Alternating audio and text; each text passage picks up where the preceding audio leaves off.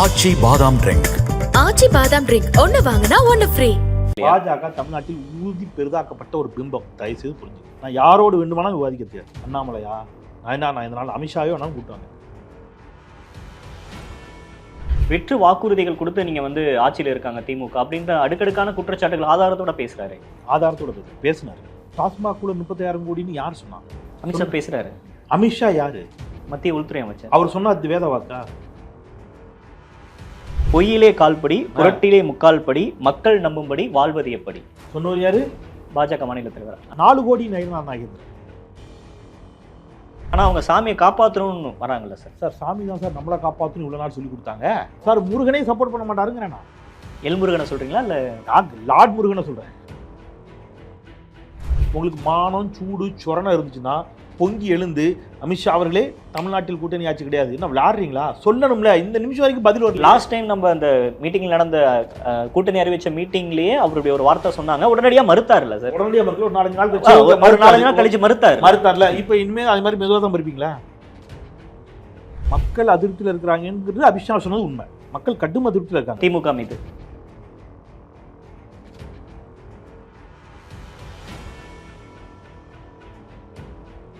டிடிபேட் நேயர்களுக்கு வணக்கம். இன்றைய சிறப்பு நேர்காணலில் நம்மோடு இணைந்திருக்கிறார் மூத்த பத்திரிகையாளர் செந்தில்வேல் அவர்கள். சார் வணக்கம். இது மதுரையில் பாஜகவோட நிர்வாகிகள் கூட்டம் நடந்துச்சு. மத்திய உள்துறை அமைச்சர் அமித்ஷா வருகை தந்து ரொம்ப கான்ஃபிடென்ட்டாக பேசுகிறார். 2026 தேர்தலில் அதிமுக என்டிஏ தலைமையிலான ஆட்சி தான் ஆட்சி அமைக்கும், திமுக மக்கள் வீட்டுக்கு அனுப்பிடுவாங்க அப்படின்னு ரொம்ப கான்ஃபிடென்ட்டாக பேசுகிறாரு. அதை எப்படி பார்க்குறீங்க? நல்ல காமெடி. இந்த ஆண்டினுடைய சிறந்த நகைச்சுவை. மத்திய உள்துறை அமைச்சர் சொல்கிறது காமெடின்றீங்க. ஏன்னா 400 தொகுதிகள் வெல்வோம் என்று இதே மத்திய உள்துறை அமைச்சர் தான் சொன்னார். இப்போ நாடாளுமன்ற தேர்தலில் தனித்த பெரும்பான்மை வாங்க முடியலையே பாஜகவால். கர்நாடகா தேர்தலின் பொழுது இதே மோடி தான் சொன்னார் பாஜக கர்நாடகத்தில் ஆட்சி அமைக்கணும். நீங்கள் ஏற்கனவே ஆட்சியில் இருந்த கர்நாடகத்திலேயே மீண்டும் உங்களால் என்ன செய்ய முடியல, உங்கள் ஆட்சியை தக்க வைத்துக் கொள்ள முடியவில்லை என்று சொன்னால், உங்களுக்கு ஒருபோதும் இடமளிக்காத தமிழ்நாட்டு மண்ணில், தமிழ் மண்ணில் நீங்கள் ஆட்சியை பிடிப்பேன் என்று சொல்வதெல்லாம் இவிஎம் மேலே இருக்கிற நம்பிக்கையில் வேணால் அவர் சொல்லியிருக்கலாம். பட் ஆனால் அவங்க பட்டியலிடுறாங்களே சார். இப்போ சட்டம் ஒழுங்கு பிரச்சனை பெண்கள் பாதுகாப்பாக இருக்க முடியல, ஜாதி மோதல் பிரச்சனைகள் இருக்குது. நீங்கள் தேர்தல் வாக்குறுதியில் 10% நிறைவேற்றிட்டு மீதி 90% நிறைவேற்றவே இல்லை. வெற்று வாக்குறுதிகள் கொடுத்து நீங்கள் ஆட்சியில் இருக்காங்க திமுக அப்படின்ற அடுக்கடுக்கான குற்றச்சாட்டுகள் ஆதாரத்தோட பேசுகிறாரு. ஆதாரத்தோட பேசினார். ஆதாரத்தோட இங்கே பேசினார். டாஸ்மாக் ஊழல் 35,000 கோடி ஊழல் இதெல்லாம் சொல்கிறாரு இல்லையா, பட்டியலிடுறாரு இல்லையா? டாஸ்மாக் ஊழல் 36,000 கோடின்னு யார் சொன்னா? அமித்ஷா பேசுகிறாரு. அமித்ஷா யாரு? மத்திய உள்துறை அமைச்சர். அவர் சொன்னா அது வேத வாக்கா? சிஏஜி சொல்லிச்சு 7.5 லட்சம் கோடின்னு. பாஜகவினுடைய ஊழல் 7.5 லட்சம் கோடி. அமித்ஷா பதில் சொன்னாரா? டாஸ்மாக் ஊழல் அப்படின்னு ஒன்று சொல்கிறார்ல, அது என்னன்னு முதல்ல அவர் தெளிவாக சொல்லுங்கள். எத்தனை எஃப்ஐஆர், யார் யார் ஆட்சி காலத்தில் போடப்பட்டது, அதெல்லாத்தையும் சேர்த்து பேச சொல்லுங்கள். 41 எஃப்ஐஆர், 34 எஃப்ஐஆர் அஇஅதிமுக ஆட்சி காலத்தில் அதிமுக அரசு போட்டது. 7 எஃப்ஐஆர் திமுக ஆட்சி காலத்தில் திமுக அரசினுடைய லஞ்ச ஒழிப்பு காவல்துறை போட்டது. மாநில அரசினுடைய லஞ்ச ஒழிப்பு காவல்துறை போட்ட ஒரு எஃப்ஐஆரை எடுத்துகிட்டு அதற்கு மாநில அரசையே குற்றம் சாட்டுவது மாதிரியான அபத்தம் ஏதாவது உண்டா நாட்டில்? இது மாதிரி இது நீங்கள் எங்கேன்னு போய் சொல்லுவீங்க இதை? ஸோ அவங்களுக்கு எதையாவது ஒன்று பேசணுங்கிற, நீங்கள் 2G ஊழல்னு சொன்னீங்க, நிரூபிச்சிட்டிங்களா அன்றைக்கி? ஏன் அப்படி ஒன்று இல்லவே இல்லை. இருந்தாலும் நிரூபிப்பீங்க. இந்த டாஸ்மாக் ஊழல் அப்படின்றது ஒரு கவர்மெண்ட் டிஃபேம் பண்ணுறதுக்காக யூஸ். அதை தவிர வேறு என்ன இருக்குது அதில்? அதை தவிர வேறு என்ன இருக்குது சார்? டாஸ்மாக் ஊழல்னு அவங்க சொல்கிறது என்ன சார்? பாட்டிலுக்கு மேலே 10 ரூபா வாங்கிட்டாங்க, அதானே? இது அமைச்சருக்கு பங்கு போது, முதலமைச்சருக்கு பங்கு போதுங்கிறாங்க. இந்த மாதிரி காமெடி ஏதாவது உண்டா? பாட்டிலுக்கு மேலே 10 ரூபா வாங்குறாரு ஒரு அதிகாரியோ அல்லது ஒரு ஊழியரோ வாங்கினாருன்னு சொல்லி தமிழ்நாடு அரசினுடைய லஞ்ச ஒழிப்பு காவல்துறை அவர்களுக்கு வந்த புகாரின் அடிப்படையில் மீது அவர்கள் மீது எஃப்ஐஆர் ஃபைல் பண்ணியிருக்கு. போலீஸ் போய் ஒரு திருடனை பிடிக்குதுன்னு வச்சுக்கோங்க சார், சிபிஐ இந்த போலீஸை பிடிச்சிக்குது. என்ன ஏன் பிடிச்ச? நீ திருடனை பிடிச்சல? ஆமாம், திருடனில் உனக்கு பங்கு. யோ அவன் திருடனானு பிடிச்சதே நான் தான் அப்படின்னு போலீஸ் சொல்லுது. இப்போ சிபிஐ சொல்லுது அதெல்லாம் கிடையாது, உனக்கு பங்கு. உனக்கு தெரியாமல் எப்படி திருடுவான்? இப்படிலாம் கேட்டால் நீங்கள் என்ன இதுக்கு பதில் சொல்லுவீங்க? இதை மாதிரி பைத்தியகாரத்தனமான ஒரு என்ன சொல்கிறது விமர்சனங்களை வலதுசாரிகளை தவிர யாரும் வைக்க முடியாது. அமித்ஷா கடந்த முறை வந்தார், அதிமுக கூட்டணி உருவாச்சு. இந்த தடவை ஒவ்வொரு டைம் அமித்ஷா வரப்ப பார்த்து திமுக நடுங்குறாங்க அப்படின்ற அந்த அளவு பதட்டத்தில் இருக்கா திமுக? அப்படிலாம் ஒரு பதட்டமும் இல்லை சார்.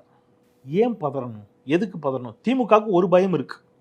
ஒரு பதட்டம் திமுகவுக்கும் முதலமைச்சரும் இருக்குது, அது உண்மைதான். அது என்ன பதட்டம் அப்படின்னு கேட்டிங்கன்னா, தமிழ்நாட்டை நாசமாக்கிடக்கூடாதுங்கிற பதட்டம், பயம். மணிப்பூர் மாதிரி இன்னைக்கு மணிப்பூரில் கலவரம், நம்ம பேசிட்டு இருக்கிற இந்த நிமிடம் மணிப்பூரில் கலவரம். இந்திய வரலாற்றில் தன்னுடைய சொந்த கட்சி ஆட்சியை கலைத்த ஒரே பெருமை பாஜகவுக்கு தான் சாரும். உங்களுக்கு பேசுறதுக்கு என்ன ரைட்ஸ் இருக்குது? மணிப்பூரில் உங்கள் ஆட்சியை நீங்கள் தானே கலைச்சிங்க. பாஜக ஆளும் மணிப்பூர் ஆட்சியை பாஜக அரசு கலைத்தது. நீங்கள் கவர்னர் ஆட்சி அங்கே வச்சிங்க. சரி, திரும்பிடுச்சா? அமைதி திரும்பிடுச்சா? இது பாஜக எத்தை தின்றால் பித்தம் தெளிவுங்கிற மனநிலையில் அலைஞ்சிட்டு இருக்கிறாங்க. அவங்களுக்கு அவங்க இவிஎம் நம்புறாங்க, இவிஎம் கை கொடுக்கும் நம்புறாங்க. ஏன்னா இவிஎம்ல ஃப்ராட் பண்ணி மகாராஷ்டிரா தேர்தலில் அவர்கள் வெற்றி பெற்று விட்டார்கள் என்று ராகுல் காந்தி சொன்ன குற்றச்சாட்டுக்கு இதுவரைக்கும் பதில் இல்லையே. அவர் ஆதாரத்தோட சொன்னார் குற்றச்சாட்டு. இப்போ பாஜக அமித்ஷா சொல்றது வந்து இவிஎம் மேல இருக்க ஒரு இதுல நம்பிக்கையில சொல்றாங்க அப்படின்னு, சேம் டைம் அதிமுகவும் தானே சொல்றாங்க 200 தொகுதி வந்து திமுக ஜெயிப்பாங்க அப்படின்னு சொல்றது முதலமைச்சரோட பகல் கனவுன்னு விமர்சிக்கிறாங்க. அப்போ அவங்க ரெண்டு கட்சிகளுக்கும் ரொம்ப வலுவா நம்புறாங்க சொல்லுவாங்க. அதிமுக ஆமா முதலமைச்சர் சரியா தான் சொல்லியிருக்காரு, கண்டிப்பா திமுக வெல்லும்னா சொல்லுவாங்க. சார் ஏன் சார் பாஜக வேற என்ன சார் சொல்லும்? நீங்க ஒன்றும் இல்லை, ஒரு சின்ன கட்சிட்ட போய் கேளுங்க 2026 தேர்தல் எப்படிங்க இருக்கும், நாங்கள் தான் ஆட்சி பிடிப்போம்பாங்க. சொல்ல வேண்டியதானே. மக்கள் அதிருப்தியில இருக்கிறாங்க, அந்த அதிருப்தியை வந்து நான் மக்களோட துடிப்பை வந்து டெஸ்ட் பண்ணி தான் நான் சொல்றேன் அப்படின்னு அமித்ஷா மேடையில பேசுறேன். மக்கள் அதிருப்தியில் இருக்கிறாங்கிறது அமித்ஷா சொன்னது உண்மை. மக்கள் கடும் அதிருப்தியில் இருக்காங்க திமுக மீது. எதன் மீது நான் சொல்றேன், நீங்க ஏன் அவசரப்படுறீங்க? மக்கள் கடும் அதிருப்தியில் இருக்கிறாங்க. எதன் மீது அதிருப்தியில் இருக்காங்கன்னா, கண்ணா அப்படின்னாலும் கேஸ் விலை ஏற்றி 1000 ரூபாய் ஆக்கிட்டார் மோடி, அதுல மக்கள் அதிருப்தியில் இருக்கிறாங்க. கச்சா எண்ணெய் விலை குறைந்த பிறகும் கேஸ் விலை ஏற்றம், கச்சா எண்ணெய் விலை குறைந்த பிறகும் பெட்ரோல் விலை ஏற்றம், கச்சா எண்ணெய் விலை குறைந்த பிறகும் டீசல் விலை ஏற்றம். விலை யாரில்? மோடி ஐயா நம்முடைய மோடி அவர்கள் வரியை போட்டு விலை ஆசையை உயர்த்தினார். தங்க விலை கண்ணாபின்னான்னு ஏறிடுச்சு. சாமானிய பெண்கள் வீட்டில் நகை வாங்க முடியல. சாமானிய பெண்கள் தாய்மார்கள் அதிருப்தியில் இருக்கிறார்கள். உண்மைதான், அமித்ஷா சொன்னது உண்மை. அது ஒன்றிய அரசின் மீது.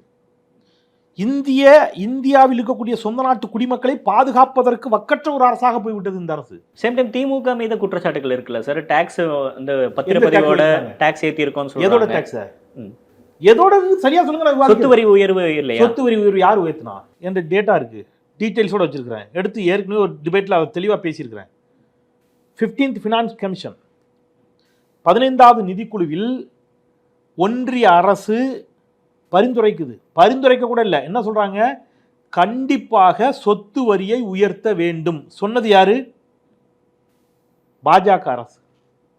5 மாநிலங்கள், உத்தரப்பிரதேசம், தமிழ்நாடு உள்ளிட்ட 5 மாநிலங்களினுடைய அமைச்சர்களை உள்ளடக்கிய ஒரு கமிட்டி ஒன்று ஃபார்ம் பண்றாங்க. அந்த கமிட்டி ரிவ்யூ கமிட்டி.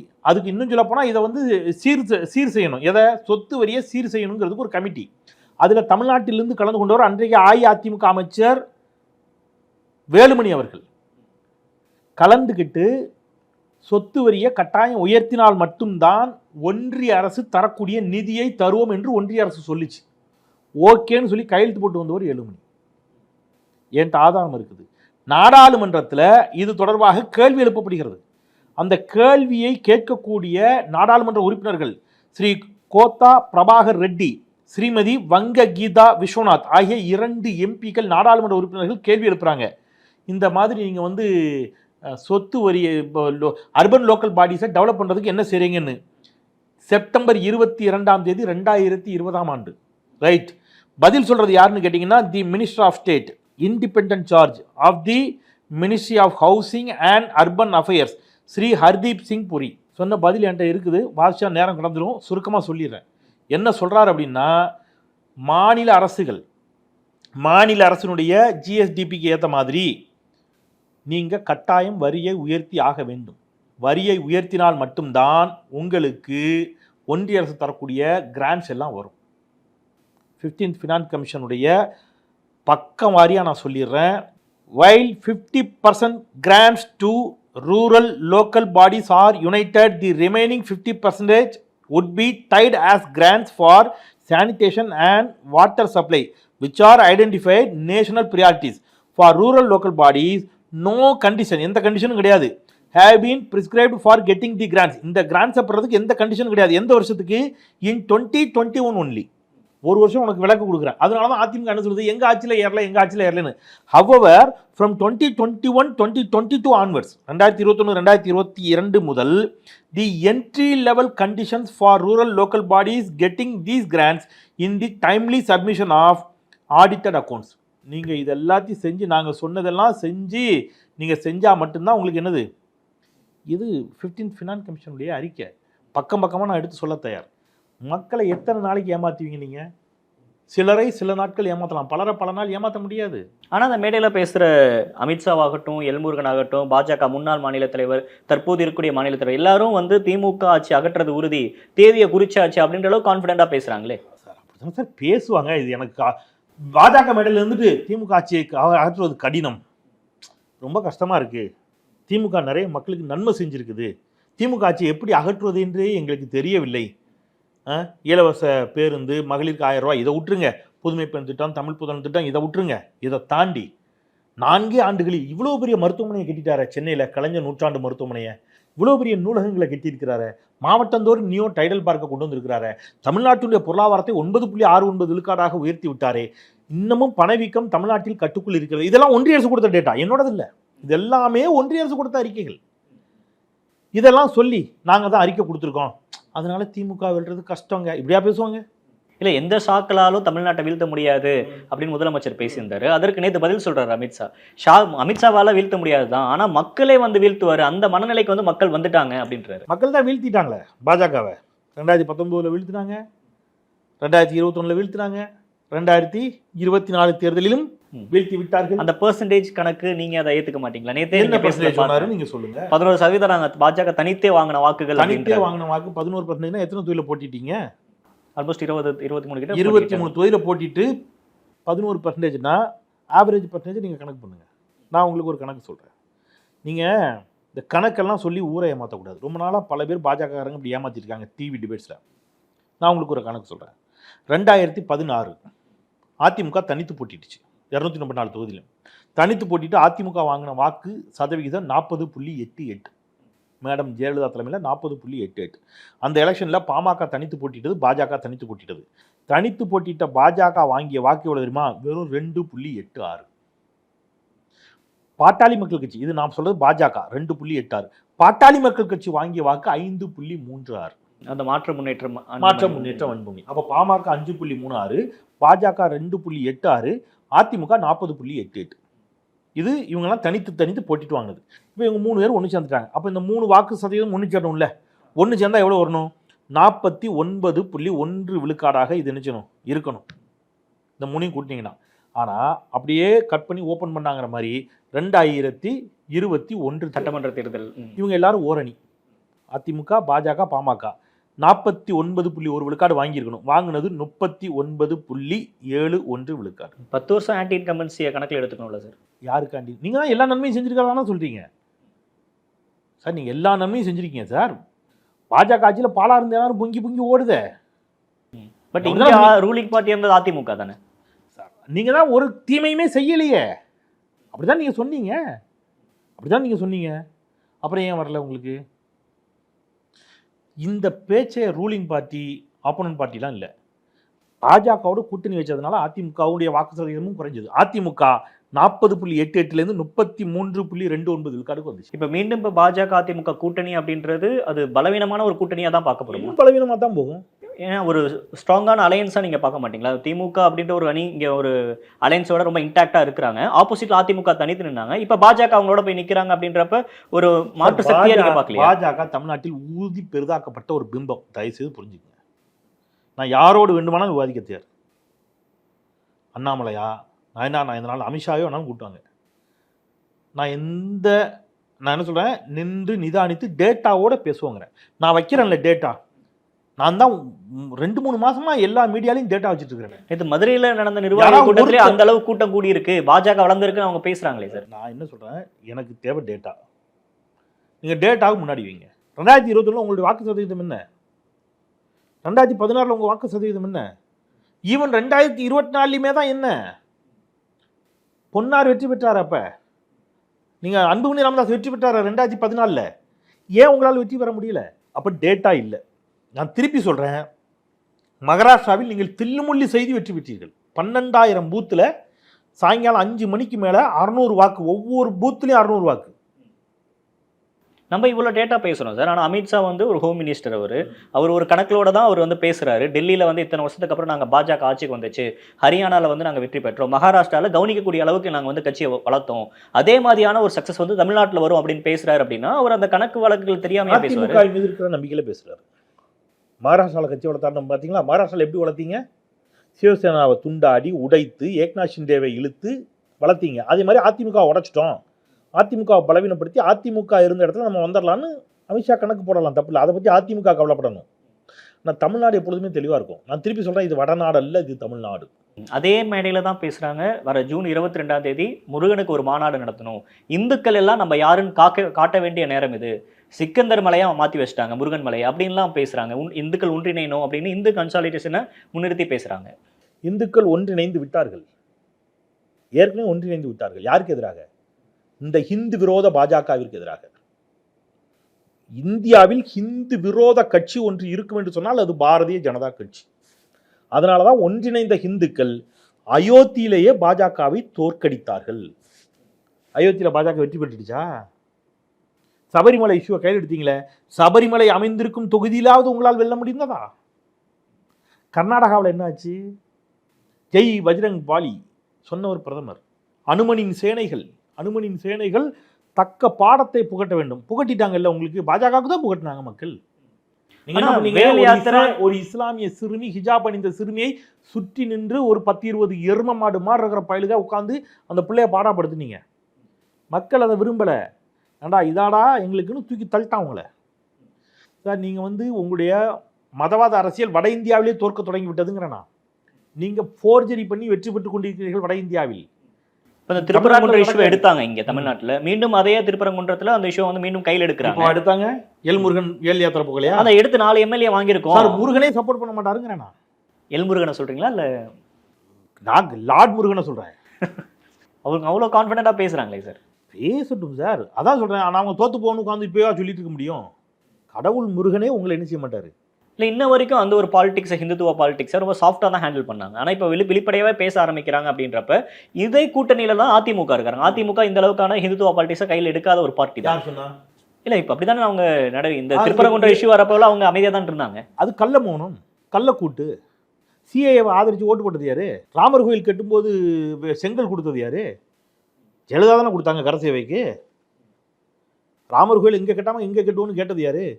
சார், எனக்கு ராமர் கோயில் கட்டுறது எனக்கு பிரச்சனை இல்லை, திமுகவுக்குமே பிரச்சனை இல்லை, கம்யூனிஸ்ட்டுக்கு பிரச்சனை இல்லை, விசிகாவுக்கு பிரச்சனை இல்லை, இஸ்லாமியர்களுக்குமே பிரச்சனை இல்லை, கிறிஸ்தவர்களுக்கு பிரச்சனை இல்லை. இந்த கோயிலில் இந்த நாட்டில் ராமர் கோயில் கட்டுறதா பிரச்சனை? அதல்ல. ஆனால் என் வீட்டை அடிச்சுட்டு அங்கே ஒரு வீட்டை கட்டுவேன்னு சொல்லும்போது சிலர் கோவப்பட்டான். நீங்கள் ஏற்கனவே பல நூறு ஆண்டுகளாக இருந்த ஒரு மசூதியை, பள்ளிவாசலை இடிச்சுட்டு அங்கே ராமர் கோயில் கட்டணுமா, பக்கத்துலேயே வேறு இடத்துல கட்டலாமேன்னு கேட்டாங்க. அதான் அங்கே நீங்கள் அந்த கேள்வியில் இல்லை அங்கே கட்டாமல் வேறு எங்கே கட்டுவது என்று கேட்டவர் அம்மையார் ஜெயலலிதா. சிஏஏ சட்டத்தை ஆதரிச்சது எடப்பாடி பழனிசாமி. அதனால் அதிமுக ஏதோ வந்து அப்படிலாம் இல்லை, அது தேர்தலுக்காக போடுற சிறுபான்மையினருக்கு ஏதோ ஒன்றுனா நான் முன்னாடி வந்து அதிமுக குரல் கொடுக்குன்னு கட்சியோட பொதுச் செயலாளர் இன்சர்ட் பண்ணுறாரு. அந்த சிறுபான்மையினருக்கு ஏதோ ஒரு பிரச்சனை நான் சொன்னார்ல, அந்த பிரச்சனையே நீங்கள் தானேங்கிறேன். இது பிள்ளையும் கிள்ளி விட்டுட்டு தொட்டிலையும் ஆட்டுற கதை சார். சிறுபான்மையினருக்கு சமீபத்தில் வந்த பிரச்சனை சிஏஏ உங்களுடைய ஆதரவு இல்லாமல் வெற்றி பெற்றிருக்காது. இந்த மசோதா தோல்வி அடைஞ்சிருக்கும். அதிமுகவுடைய 11 எம்பிக்களுடைய ஆதரவால் தான் அது நிறைவேற்றவே பட்டுச்சு. நிறைவேற்றிட்டு ஓட்டை போட்டுட்டு வெளியில வந்து நான் சிறுபான்மையினருக்கு ஆதரவு. ஆனால் வக்ஃபு பில்ல வந்து அவங்களுக்கு பாஜக எதிராக தானே வாக்களிச்சிருக்காங்க. வகுப்பு சட்ட மசோதாவில் அவங்க வந்து பாஜகவுக்கு எதிராக வாக்களிக்கக்கூடிய ஒரு நிர்பந்தத்தை, நெருக்கடியை தமிழ்நாட்டின் முதலமைச்சர் ஏற்படுத்தினார். இல்ல, அதான் சொல்றாங்க. அப்ப வந்து கூட்டணி வேறு கொள்கை வேறுன்றதுல உறுதியா இருக்கும்ன்ற. அப்படி இருக்க முடியாது. கொள்கை கூட்டணியா இருக்கணும். அதான் நல்ல வார்த்தை. கூட்டணியும் கொள்கையும் வேற இருந்தா எலி தவளை கூட்டணியா மாறிடுவாங்க. பாஜகவோட திமுக தான் கூட்டணி வச்சாங்க கடந்த காலங்கள்ல. ஆனா அப்ப வந்து ஒரு மினிமம் காமன் ப்ரோக்ராம் அவங்க என்ன இதை சிவில் சட்டத்தை இம்ப்ளிமெண்ட் பண்ணக்கூடாதுன்னு சொன்னாங்க, ராமர் கோயில் கட்டக்கூடாதுன்னு சொன்னாங்க. அப்படி ஒரு காமன் ப்ரோக்ராம் கரெக்டா இல்ல, அவங்க வந்து அவங்களை பாஜகவை ஒரிஜினல் அவங்க செயல்படாம தடுத்தோம்ல. அதுதான் அப்படி அதிமுக பண்ணிச்சான்னு கேக்குறேன். இல்ல, அதை பண்ணுவோன்னு அவர் சொல்றாரு. பண்ணலையேங்கிற நீங்க தான் அதிமுக ஆதரவு வச்சுட்டீங்களே, சிஐஏக்கு கொண்டு போய் ஓட்டு போட்டு வந்துட்டீங்களே சார். நீங்கள் குறைந்தபட்ச செயல் திட்டத்தை இப்போ இவ்வளோ எதுக்கு சார்? நேற்று அமித்ஷா பேசினார்ல, என்ன சொன்னார்? தமிழ்நாட்டில் பாஜக கூட்டணி ஆட்சி, அது ஒரு 4-5 இடத்துல சொல்றாரு. 2 இடத்துல பாஜக ஆட்சினே சொன்னார். எடப்பாடி பழனிசாமி இப்போ என்ன செய்ய போறாரு? எடப்பாடி பழனிசாமி என்ன சொன்னார்? கூட்டணி ஆட்சி இங்க தமிழ்நாட்டுல இடமே இல்லை சொல்லிட்டார்ல அமித்ஷா. உங்களுக்கு மானம் சூடு சொரணம் இருந்துச்சுன்னா பொங்கி எழுந்து அமித்ஷா அவர்களே தமிழ்நாட்டில் கூட்டணி ஆட்சி கிடையாது, என்ன விளையாடுறீங்களா சொல்லணும்ல. இந்த நிமிஷம் வரைக்கும் பதில் வரல. லாஸ்ட் டைம் நம்ம அந்த மீட்டிங்ல நடந்த கூட்டணி அறிவிச்ச மீட்டிங்லயே அவருடைய ஒரு வார்த்தை சொன்னாங்க, உடனடியா மறுத்தாருல்ல சார்? உடனடியா மறுக்கல, ஒரு 4-5 நாள் ஒரு 4 நாள் கழிச்சு மறுத்தாருல. இப்போ இனிமேல் அது மாதிரி மெதுவாக தான் மறுப்பீங்களா? எப்போ மறுக்க போறீங்க? கூட்டணி அப்படின்றது கூட்டணி சேர்ந்து ஆட்சி அமைப்போம் அப்படின்ற ஒரு விளக்கத்தை அவங்க கொடுப்பாங்க. அப்படி கிடையாது. பாஜகவே ஆட்சின்னு அமித்ஷா பேசிட்டாரு. இப்போ இந்த விஷயத்தை எப்படி அதிமுக ஹேண்டில் பண்ண போறாங்க? அதுதான் கேள்வி. அதிமுக எங்கே ஹேண்டில் பண்ணும்? அத்தனை பேர்லையும் சிபிஐ வழக்கு இருக்குது, வருமான வரித்துறை வழக்கு இருக்குது, அமலாக்கத்துறை வழக்கு இருக்குது. பாஜக அதிமுக ஹேண்டிலாம் பண்ணாது. பாஜக என்ன சொல்லுதோ அதுக்கு மண்டையாட்டிட்டு கையெழுத்து போட்டு வர வேண்டியதான். எடப்பாடி பழனிசாமி என்ன வெகுண்டெழுந்து போய் சண்டை போட்டு வந்துடுவாரா? சார் எனக்கு புரியவே இல்லை. கூவத்தூரில் முதலமைச்சராக தேர்ந்தெடுக்கப்பட்ட எடப்பாடி பழனிசாமியே இவ்வளவு பேசுவார்னா, மக்களால் தேர்ந்தெடுக்கப்பட்ட ஒரு முதலமைச்சர் ஸ்டாலின் என்ன இருந்தால் 4 வருஷம் ஆட்சியை நடத்தி இருக்காருல்ல, அவரும் நம்ம அப்படி அண்டர் எஸ்டிமேட் பண்ணலாமான்ற ஒரு கேஸ். நாளைக்கு 120 எம்எல்ஏக்கள் 117 எம்எல்ஏக்களுக்கு மேலே ஒரு ஆதரவு தான் நீங்கள் அழகாக ஆட்சி நடத்துவீங்க. அதான் பிரச்சனை. உட்காந்து வச்சுக்கிட்டா யாரை கொடுத்தாலும் தான் பண்ணுவாங்க. அதல்ல பதவியில் ஒட்டிக்கிட்டு இருக்கிறது ஆட்சி. இப்போ தமிழ் 4 வருஷத்துல நீங்கள் என்ன நலத்திட்டங்கள் போட்டீங்க? தமிழ்நாடு என்னவா இருந்துச்சு? இன்னைக்கு தமிழ்நாடு முதலமைச்சர் ஸ்டாலின் அவர்களுடைய ஆட்சியில் தமிழ்நாடு என்னவா இருக்குது? பட் அவங்களும் கிளைம் பண்றதுக்கு இருக்குல்ல சார், மருத்துவ கல்விகள் கொண்டு வந்திருக்கோம் அப்படின்னு சொல்றாங்க, 7.5 கொடுத்துருக்கோம், இதெல்லாம் அவங்களும் கிளைம் பண்றாங்கல்ல. அவங்களுக்கான அதிமுக எதுவுமே செய்யல அப்படி எடப்பாடி ஒண்ணுமே பண்ணலன்ற அந்த கிரெடிட் நம்ம கொடுத்துடக்கூடாது. யாருமே சொல்லல, நீங்க சொல்லுங்க. 7.5 கொடுத்தாரு, அப்புறம் மருத்துவ கல்விகள் கொண்டு வந்தாங்க அப்படின்னு சொல்றாங்க. மருத்துவ கல்லூரிகள் கொண்டு வந்தாங்க, ரைட். வேற சொல்லுங்க. இன்னொன்று ஸ்கின்ஸ் பார்க்கணும். இன்னும் ஒன்று சொல்லுங்க. உங்களுக்கே யோசிக்கிங்க பார்த்தீங்களா? இல்லை இல்லை, நான் சொல்லட்டுமா? 4 வருஷத்துல என்னெல்லாம் ஒன்று திமுகன்னு 1 மணி நேரம் ஓடும், காடு தீர்ந்து போகும். ஆட்சிக்கு வந்த உடன் பெட்ரோல் விலையை லிட்டருக்கு 3 ரூபா குறைச்சார். டீசல் குறைக்கல, right, you are right. Petrol விலையை லிட்டருக்கு 3 ரூபா குறைச்சார். பெட்ரோல் விலையை 3 ரூபா குறைச்சவரை ஏன் டீசலுக்கு குறைக்கலன்னு கேட்குற யாரும் டீசலு பெட்ரோலு கேஸு 3ஐயும் சேர்த்து ஏற்றி விட்ட பிஜேபியே கேட்கறதே இல்லை. ஆவின் பால் விலையை குறைச்சார், கொள்முதல் விலையை அதிகப்படுத்தினார். மாணவிகளுக்கு 1000 ரூபா, மாணவர்களுக்கு 1000 ரூபா, மகளிருக்கு 1000 ரூபா, கட்டணம் இல்லாத பேருந்து, நான் முதல்வன் திட்டம், தமிழ் புதல்வன் திட்டம், புதுமை பெண் திட்டம், இது இல்லாமல் இந்த காலை சிற்றுண்டி, நான் முதல்வன் திட்டத்தினால படித்த பல பேர் இன்னைக்கு யூபிஎஸ்சி எக்ஸாம் எழுத விடாம் ஐஏஎஸ் ஐபிஎஸ் ஆகியிருக்கிறாங்க. ஐஐடியில் ஒரு மாணவி, என்ன மாணவி, ஒரு உண்டு உறைவிட பள்ளி மாணவி, சமூகத்தின் விளிம்பில்லை மாணவி ஒருத்திங்க இப்போ ஐஐடிக்கு வர்றாங்க. ஐஐடியில் போன வருஷமே இந்த மாதிரி சில மிகவும் ஒடுக்கப்பட்ட விளிம்பில்லை சகோதரர்கள் வர்றாங்க. மாணவர்களை கூப்பிட்டுட்டு ஃபாரின் டூர் போகிறாரு யார்? அரசு பள்ளி மாணவர்கள், அன்பில் மகேஷ். சரிங்களா? 4 வருஷத்தில் கலைஞர் பன்நோக்கு மருத்துவமனை மிக பிரம்மாண்டமாக, மதுரையில் மிகப்பெரிய கலைஞர் நூலகம், கீழடி அருங்காட்சியகம், மதுரையில் அலங்காநல்லூரில் மிகப்பெரிய சல்லிக்கட்டு மைதானம், மதுரை கோவைக்கு மெட்ரோ. நீங்கள் சொல்லுங்களேன் திட்டத்தை. மதுரையிலேருந்து நேற்று அமித்ஷா கேட்குறார், திராவிட முன்னேற்ற கழகம் என்ன செய்தது? எந்த மதுரையில் இருந்துட்டு மதுரைக்கு மெட்ரோ திட்டத்தை அறிவித்த முதலமைச்சர், மதுரையில் மிகப்பெரிய நூலகத்தை கட்டித்திறந்த முதலமைச்சர் ஸ்டாலின், மதுரையில் அலங்காநல்லூரில் மிகப்பெரிய சல்லிக்கட்டு மைதானத்தை கட்டித்திறந்த முதலமைச்சரை பார்த்து, கீழடி மதுரைக்கு பக்கத்தில் கீழடியில் மிகப்பெரிய அருங்காட்சியகத்தை இது எல்லாத்தையும் 4 ஆண்டுகளுக்குள் செய்து முடித்த தமிழ்நாடு முதலமைச்சர் ஸ்டாலினை பார்த்து 10-15 வருஷமா ஒரு எய்ம்ஸை காம்பவுண்டை தவிர வேற எதையும் கெட்ட வக்கற்ற ஒரு பாரதிய ஜனதா கட்சி அரசு, அமித்ஷா நீங்கள் என்ன செய்தீர்கள் என்று அதே மதுரையில் இருந்து கேள்வி கேட்கிறார் என்றால் தமிழ்நாட்டு மக்கள் என்ன ஏமாளிகளா? இதெல்லாம் யோசிக்க மாட்டாங்களா? பாஜக மாநிலத்தில் இன்னொரு குற்றச்சாட்டை முன் வைக்கிறார். என்னன்னா, பொய்யிலேயே கால்படி புரட்டிலே முக்கால் படி, மக்கள் நம்பும்படி வாழ்வது எப்படி அப்படின்றத திமுக தான் கத்துக்கணும். எல்லா திட்டங்களுக்கும் ஸ்டிக்கர் ஓட்டுறாங்க, மக்களை எப்படியெல்லாம் ஏமாத்தி ஆட்சிக்கு வரணுன்றது திமுக இருந்து கத்துக்கணும் அப்படின்னு ஒரு வார்த்தையை சொல்றாரு. பொய்யிலே கால்படி புரட்டிலே முக்கால் படி, மக்கள் நம்பும்படி வாழ்வது எப்படி சொன்னவர் யாரு? பாஜக மாநில தலைவர். பேர் சொல்லுங்க. நயினா நாகேந்திரன். அப்படி சொல்லக்கூடாது. பொய்யிலே கால்படின்னு சொன்னார்ல, 4 கோடி நயினார் நாகேந்திரன், அதில் ஒரு 4 கோடி சேர்த்துக்குங்க. சொன்னவர் பேர் 4 கோடி நயினார் நாகேந்திரன். அவர் தான் இது சொன்னார். 4 கோடி எங்கே போச்சு அந்த பணம்? யாருடைய பணம்? பிடிப்பட்டவர்கள் யாரு? இப்போ ஜூன் 22 நடக்கக்கூடிய அந்த முருகன் மாநாடு தமிழ்நாட்டில் எந்த தாக்கத்தையும் பாஜக ஏற்படுத்தி கொடுக்க எந்த தாக்கத்தையும் ஏற்படுத்தாது. இங்கே தைப்பூசத்திற்கு தைப்பூசம் முருக பக்தர்கள் பழனிக்கு யாத்திரை போவாங்க. வழி நெடுகிலும் நின்று நீரும் மோரும் கொடுத்து அவர்களை உபசரிப்பது எங்களுடைய தொப்புள் கொடி உறவுகளாகிய இஸ்லாமிய பெருமக்கள். ரைட்? எங்களுக்கு தெளிவாக இருக்குது, எங்களுக்கு அந்த குழப்பமே கிடையாது. இங்கிருந்து வேளாங்கண்ணிக்கு யாத்திரை போவாங்க, போகிற வழியில் இரவு தங்கணும்னா பள்ளிவாசல்கள் திறந்துருக்கும், அங்கே தங்குவாங்க. கோவில்களில் கூட தங்குவாங்க, யாரும் என்ன செய்யறதில்ல, கிராம கோயில்களில் தங்கிப்பாங்க. அதெல்லாம் ஒருத்தரும் ஒன்றும் கேட்குறதில்ல. இங்கிருந்து கிளம்பி பாத யாத்திரையாக போகிற ஹிந்துக்கள் தேவாலயங்களில் தங்குவார்கள், பள்ளிவாசல்களில் தங்குவார்கள். சென்னை பெருமழை வெள்ள காலகட்டத்தில் அனைத்து பள்ளிவாசல்களும் உடனடியாக திறக்கப்பட்டன. எல்லா ஹிந்துக்களும் எல்லா கிறிஸ்தவர்களும் அங்கே தான் அடைக்கலம் புகுந்தோம். யாரையும் நீ மதம் பார்த்து வான்னு இங்கே சொல்லலை. இங்கே எந்த சாமி கும்பிடும்போது அவரவர் சாமி அவரவருக்கு, லக்கும் தீனுக்கும் வலியதீன், இது குர்ஆன். அவரவர் சமயம் அவரவருக்கு, லக்கும் தீனுக்கும் வலியதீன். இதையே இங்கே நம்மாழ்வாருடைய பாசரம் சொல்லுகிறது. 2 மதம் ஒன்றுங்கிறதுக்கு சொல்கிறேன். இவங்களை விட்டுருங்க, மக்களை விட்டுருங்க. நம்மாழ்வாரும் இதைத்தான் சொல்கிறார். அவரவர் தமது அறிவறி வகை வகை, அவரவர் இறையவர் எனவடி அடைவர்கள், அவரவர் இறையவர் குறைவிலர் இறையவர், அவரவர் விதிவழி அடைய நின்றனரேங்கிறார். அவன் சாமி அவனுக்குடா, எந்த சாமி எந்த சாமிக்கும் குறைந்ததில்லை. அவன் ஒரு சாமியை பிடிச்சிங்கன்னா அந்த சாமியின் படி நினைச்சான். ஆனால் அவங்க சாமியை காப்பாற்றணும்னு வராங்கல்ல சார். சார் சாமி தான் சார் நம்மளை காப்பாற்றணும் இவ்வளோ நாள் சொல்லி கொடுத்தாங்க. பட் இந்துக்கள் ஒன்றிணையணும், நம்ம சாமியை காப்பாற்றணும்னு ஒருத்தன் வந்தான்னா அவன் எவ்வளோ பெரிய ஆபத்தானவங்களா இருப்பாங்கன்னு நீங்கள் யோசிச்சு பாருங்க. சாமியை நீங்கள் காப்பாற்றுற அளவுக்கு நீங்களாம் பெரியாளா? சாமியை காப்பாற்றிடுவீங்களா நீங்கள்? இதுவே சாமியை கொச்சப்படுத்துறதா இல்லையா? இது சாமியை கொச்சப்படுத்துதா இல்லையா? அது சொல்லுங்க. முருகன் மலையை சிக்கந்தர் மலையை ஆக்கிட்டாங்க. அதை நம்ம வீட்டு மலையாக தான் சார் இருந்துச்சு.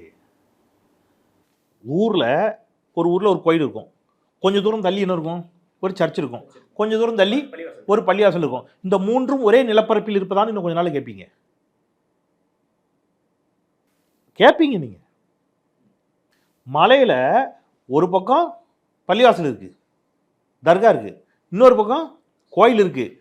இங்க போறோம் தர்கால போய் சாமி கொண்டு போறோம், அங்க போறோம் கோயிலுக்கு போய் சாமி கொண்டு போறோம், கோயிலுக்கு போறவனும் தர்காவுக்கு போறான், தர்காவுக்கு போறவனும் எங்க போறான், கோயிலுக்கு போறான். உனக்கு என்ன பிரச்சனை வந்துச்சு இதுல? அந்த மதுரை மக்கள் ஒற்றுமையாக இருக்கிறார்கள். நீங்க இவ்வளவு பேசுறீங்கல்ல, ஹிந்துக்களின் உணர்வுகளுக்காக பாஜக அவ்வளவு பேசுதில்ல.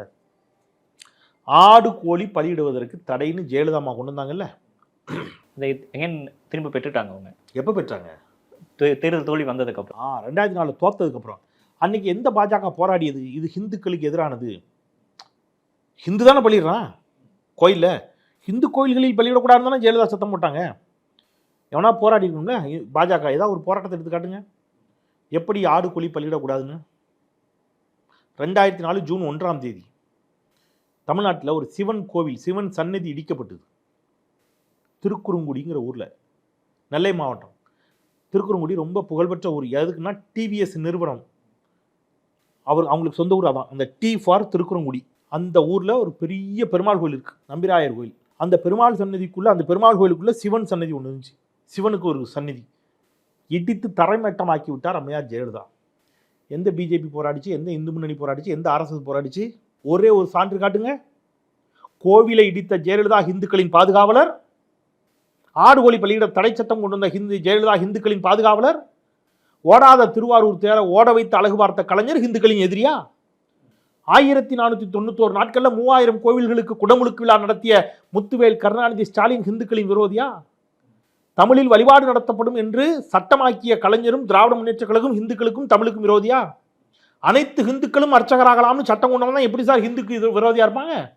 அப்போ நேற்று நடந்த அந்த பாஜக நிர்வாகிகள் கூட்டத்தை பார்த்தீங்கன்னா உங்களுடைய பாயிண்ட் ஆஃப் வியூ என்ன சார் நடந்த இதில்? சார் எலெக்ஷன் வருது, இனிமேல் அடிக்கடி அமித்ஷா வருவார். அதனால திமுக எந்த பதற்றமும் அடையாதா? நான் முதலே சொன்னதுதான், மணிப்பூர் மாதிரி ஆயிடக்கூடாது, குஜராத் மாதிரி ஆயிடக்கூடாதுங்கிற பதட்டம் திமுகவுக்கு இருக்குதே தவிர தேர்தல் வெற்றி தோல்வியை பார்த்து திமுக எந்த காலத்திலும் பயந்ததில்லை. திமுக ஜெயிச்சா தமிழ்நாட்டுக்கு நல்லது, நல்லா புரிஞ்சுங்க. வெற்றி பெற்றால் தமிழ்நாட்டுக்கு நல்லது, தோத்தா உள்ளபடியே திமுகவுக்கு நல்லது. இன்னும் கொஞ்சம் கட்சி வேலையை பார்த்து அவங்க கட்சி வளப்படுத்துவாங்க, அடுத்த கட்டத்துக்கு எடுத்துட்டு போவாங்க, அவங்களுக்கு பிரச்சனை இல்லை. ஆனால் ஒருவேளை திமுக தோல்வி அடைந்தால் தமிழ்நாட்டுக்கு பெரும் கேடு, ஆபத்து. அது புரிஞ்சுங்க. திமுகவுக்கு இதெல்லாம் ஒரு லாப நட்டம் ஒன்றும் கிடையாது. அவங்க தோத்துட்டாமாப்பா, வாப்பா போய் கட்சி வேலையை பார்ப்போம். தோத்தா அவங்க கட்சி வேலையை பார்க்க போயிடுவாங்க, அவங்களுக்கு ஒரு நட்டமும் இல்லை. ஆனால் திமுக தோல்வி அடைந்தால் தமிழ்நாட்டிற்கு பெருநட்டம்.